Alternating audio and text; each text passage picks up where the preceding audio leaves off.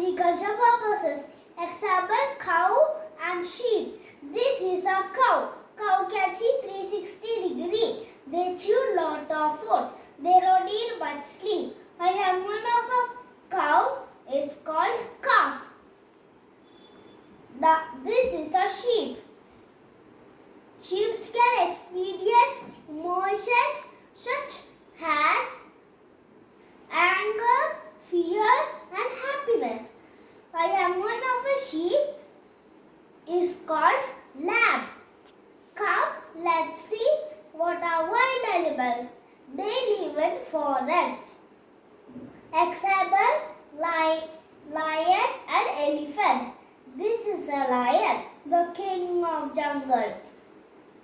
It is a symbol of power, courage and strength. A young one of a lion is called cub.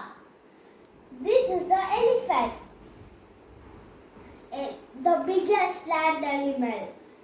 Elephant is only mammal that cannot jump. Do you know elephant have eyeglasses too?